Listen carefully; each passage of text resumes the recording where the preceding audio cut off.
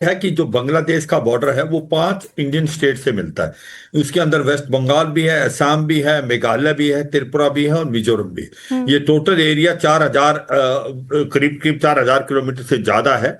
और इसके अंदर मैक्सिमम एरिया जो कि 2,212 है वो वेस्ट बंगाल में है। तो इसका मतलब सबसे 50% से ज्यादा जो इलाका बॉर्डर का एरिया मिलता है बांग्लादेश के साथ वो बंगाल, वेस्ट बंगाल में। और इसमें आपको पता है, जैसे आपने बताया कि काफी इलाका है जो 600 किलोमीटर से ज्यादा जिसके अंदर फेंसिंग नहीं हुई है, और जिसमें कोई कोई 450 किलोमीटर तक फेंसिंग हो सकती है। कोई 100 से किलोमीटर का इलाका जो रिवराइन है, जहां पर नदियां जा रही है, वहां पर फेंसिंग हो नहीं सकती। अब ये देखते हैं कि ये फेंसिंग जरूरी क्यों है। देखो, आप जब फेंसिंग लगाते हैं तो आपको क्यों लगा रहे हैं? हमें डर है वहां से इन्फिल्ट्रेशन का, वहां से स्मगलिंग होती है, वहां से यहां से कैटल जाती है, वहां से ड्रग्स आती है। तो इसको बचने के लिए भारत ने 1975 में हमने पैक्ट साइन किया था और हमने फेंसिंग की है, और ज्यादातर हर एक स्टेट में फेंसिंग लग चुकी है एक्सेप्ट वेस्ट बंगाल में ज्यादातर।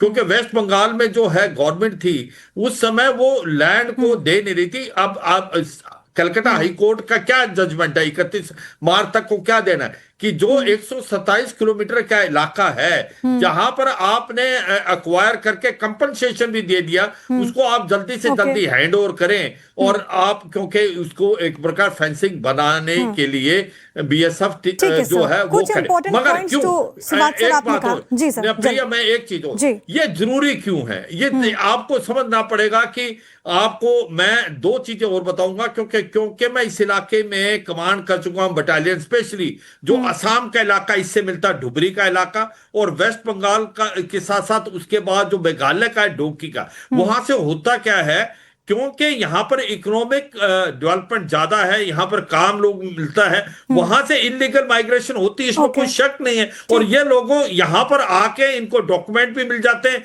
आधार कार्ड भी मिल जाते हैं वोटर कार्ड में, और वो फिर इंडियन सिटीजन बन जाते हैं। और ये एक सबसे बड़ी प्रॉब्लम है, ये देश की प्रॉब्लम है, ये किसी अकेले स्टेट जिसका आपने जिक्र किया। बादल देवनाथ, मतलब ये फेंसिंग का काम तो पहले ही हो जाना चाहिए था। अगर दीदी जमीन दे देती तो इतना इंतजार नहीं करना पड़ता। आपने सुना डिफेंस एक्सपर्ट कह रहे कि कितना खतरनाक है अगर वहां पर फेंसिंग नहीं हो रही है तो। मैडम, सबसे बड़ा बात है सीमांतो जो इलाका है उसमें त्रिपुरा भी है, आसाम भी है, मणिपुर भी है, मेघालय भी है, और उसके साथ साथ बांग्लादेश भी है। बांग्लादेश के साथ वेस्ट बंगाल, यस। लेकिन इसमें इन्होंने जो बताया 4,500 किलोमीटर तक जो काटातार नहीं है, उसमें सेंट्रल गवर्नमेंट बार बार कहते हैं 525 किलोमीटर क्या 585 किलोमीटर उन्होंने मांगा था जमीन वेस्ट बंगाल सरकार से। मैं उससे पहले कहूंगा आपको, जब त्रिपुरा से या 1947 के बाद कोई भी इलाका में काटातार नहीं है, या इसके पहले जमीन मांगने के लिए कोई भी सेंट्रल गवर्नमेंट या यूपी गवर्नमेंट, मनमोहन सिंह का गवर्नमेंट, अटल बिहारी वाजपेयी का गवर्नमेंट, या नरसिम्हा गवर्नमेंट, राजीव गांधी, इंदिरा गांधी का गवर्नमेंट, तो ऐसे किसी राज्यों को मांगा था जो आप जमीन दीजिए, मुझे काटातार देना है। पहला नंबर।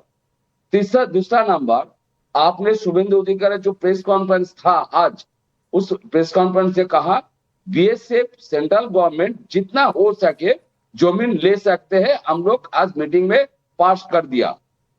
चौथा बात है मैडम, आपने सुना कि नहीं, चौथा बात है, तो उन्होंने कोई जमीन के बारे में नहीं कहा, लेकिन पार्लियामेंट में 2 साल पहले जो पास हुआ था, बीएसएफ पहले सीमांतों से 5 किलोमीटर तक अंदर आ सकता था।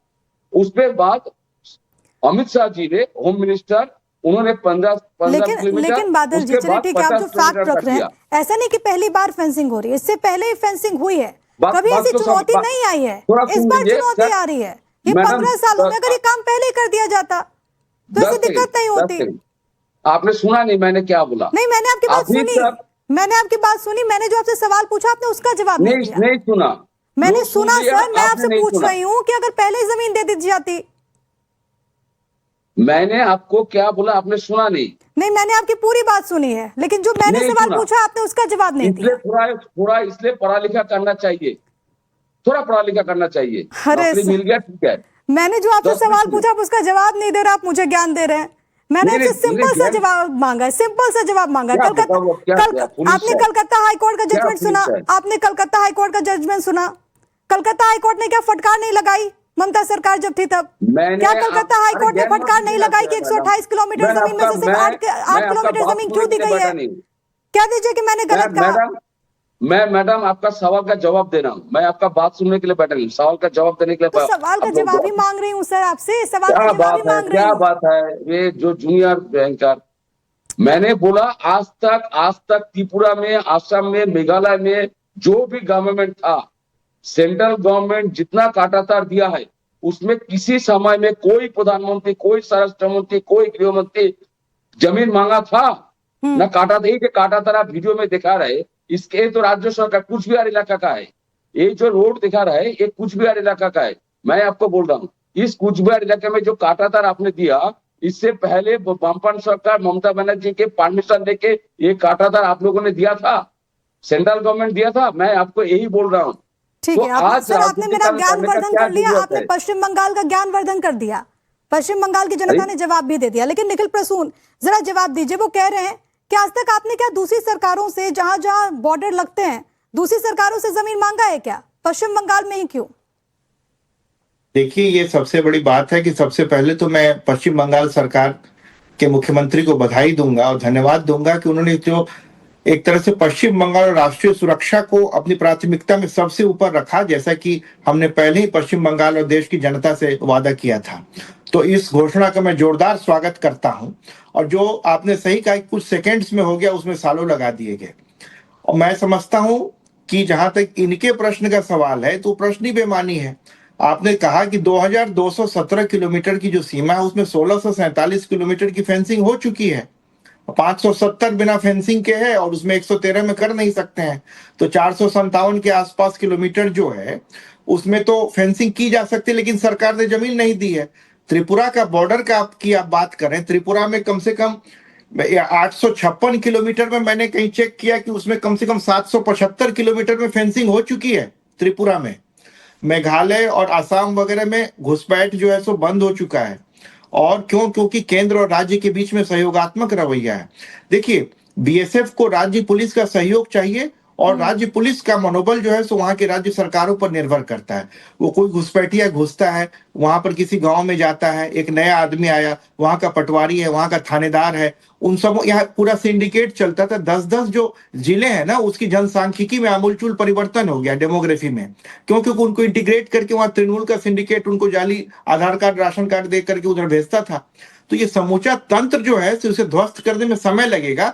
उसके पहले कदम के रूप में जो सबसे जरूरी है फेंसिंग, उसको जो शुभेंदु सरकार ने, जिस तरह शुभेंदु अधिकारी सरकार ने, पश्चिम बंगाल की एक तरह से जनता का आशीर्वाद प्राप्त सरकार ने जो पूरी तरह से ये लागू करने का निर्णय लिया है, ये अपने आप में बेहद स्वागत योग्य है।